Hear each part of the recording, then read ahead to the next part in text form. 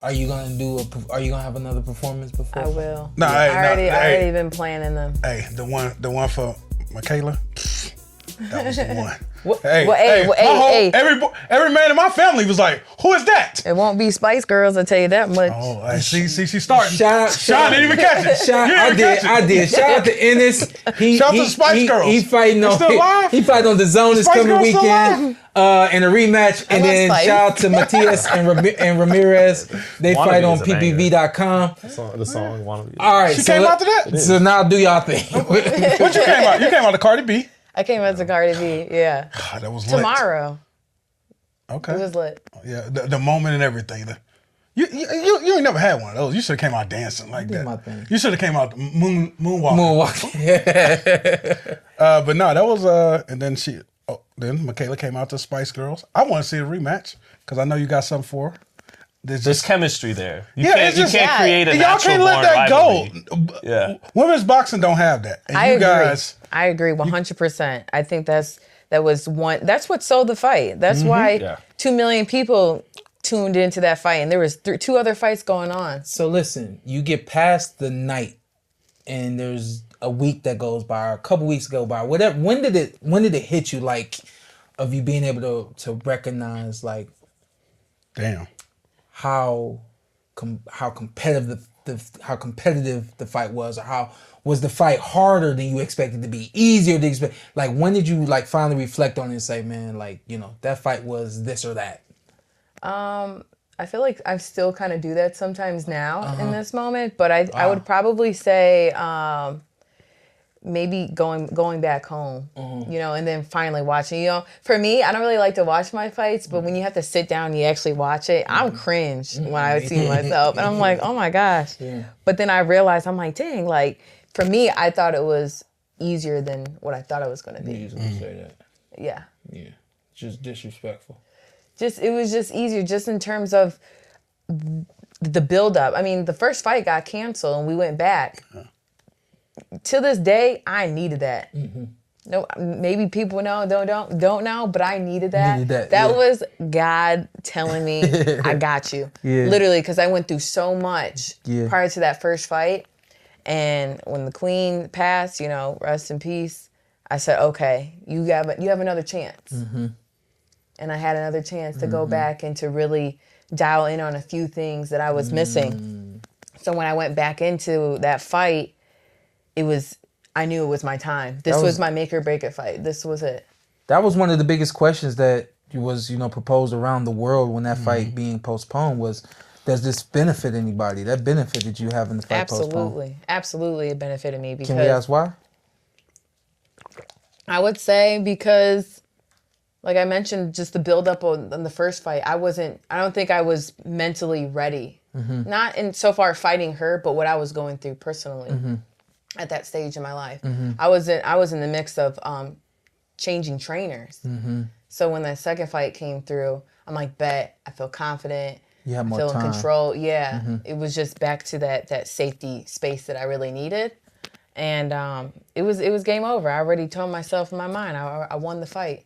My pastor gave me a prayer before. I'm driving to the venue in the van, and I'm hearing the prayer from my pastor, and I'm crying. I'm just like, yeah, this is the moment. This is it, AB. And just took it all in. Like, again, I'm thankful.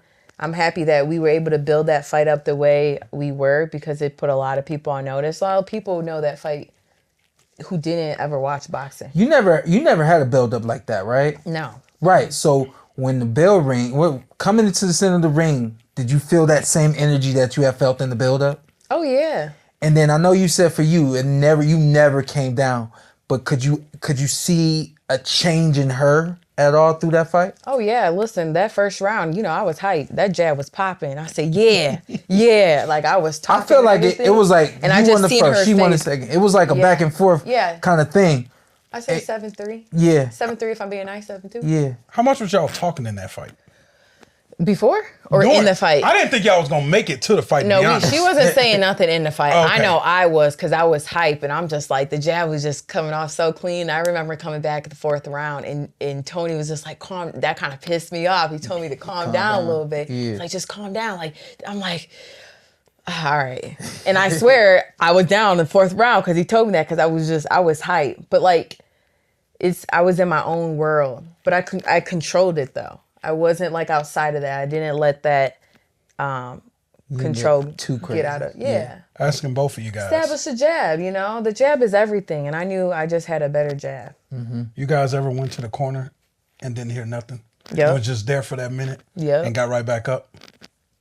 Oh yeah. You might. I feel like, what do you say? Oh yeah. Just like, yeah, I'm listening, but I ain't listening. Yeah.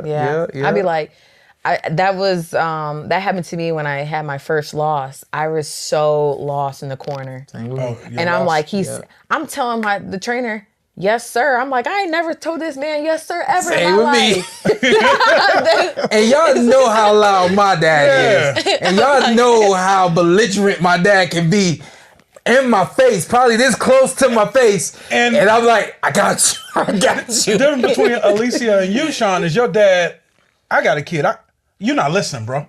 And I know he probably, after a while, like, Shawn ain't listening. I think it got to, it definitely got to that point where he was like, I'm saying the same thing. You're not doing it. I'm saying the same thing. You're not. Like, I remember now some of the things he said. In the moment, I remember wanting to comply with what the instructions were. But as you walk out, sometimes it's like, I gotta kill him. You know what I mean? Gotta kill him. Go ahead, Zittel. You got something? Oh, no. While you was in the ring, you heard the Spice Girl come on. What'd you think? She loved it. And, that was her choice. It was, listen. But she went for it, though. Yeah, she went for it. I would say overall, like, the beef. I'm just saying. The beef is real, but overall, I'm just thankful for that event because 4 women were able to be on display, and it was a great build-up. It was real tension. It was a real fight. It's real East Coast, West Coast shit. Okay? Yeah. On some real. And fight could still happen.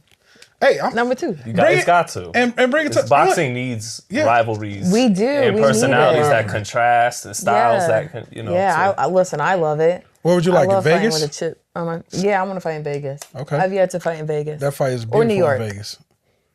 Main event. You ain't fought in New York either, huh? Nope. What is it going to take for that rematch? Well, She gonna want you to come up. she definitely would want me to come up because she comfortable.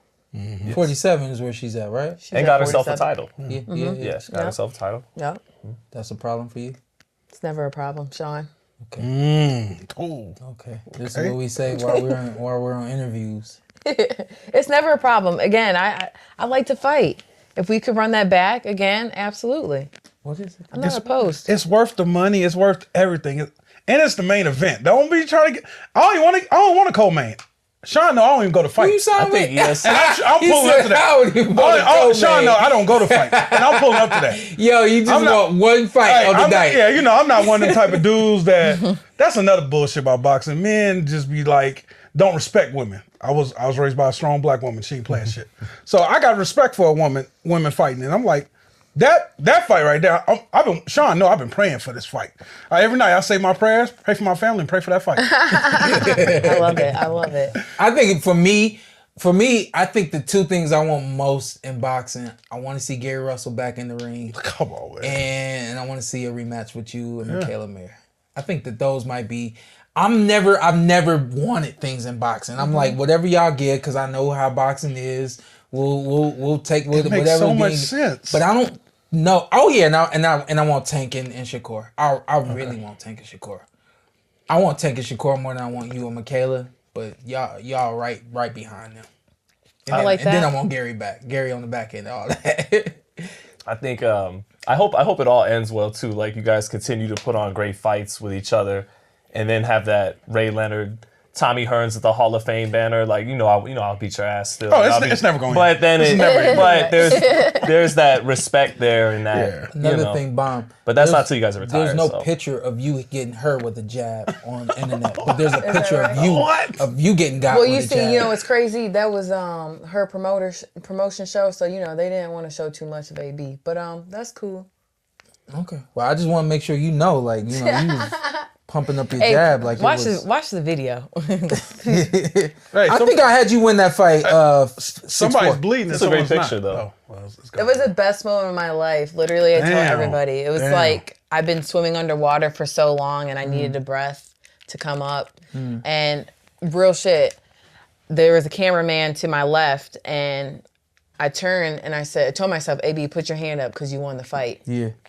And so I put my hand up. He took the picture. So when he reading off the scorecards and, split decision, I'm like, damn, came too close to hearing split decisions for a long time in my career, even in the amateurs, because I've always had close fights. And I said, nah, this one different. And then they said my name, raised my hand. I said, best feeling ever. You gotta get the rematch with the young lady you just fought, Delphine. Delphine, Yeah. is there a rematch? Yeah. Like no, well, I'm asking, do you want that rematch? Do you need that rematch? It was a no contest. Yeah, I mean, Is that I would like something, to. I would like to, but again, respect to Delphine. I think she needs to hang it up. She's been in a lot of tough fights. She's been in just the game for a long time. She came in with a knee brace, had surgery 5 weeks or whatever the heck. Yeah. Prior to, I'm like, Yeah. it's time for you to relax and enjoy your fruit, like But regardless, I'm a free agent as of yesterday, so Oh shit! exciting. So things. ESPN opened up the money for a rematch. Top rank Listen. ESPN. Yeah. As of yesterday. As of yesterday, it's the 1st of November. Yesterday. Oh, okay. Okay. Yeah, All yeah. right. So free agent, a lot of exciting things. This is a big. I'm over here pivotal like moment. yesterday wasn't no business day. Right. Come on, one more because I got something for her. You taking calls though? You taking calls? That's the real question.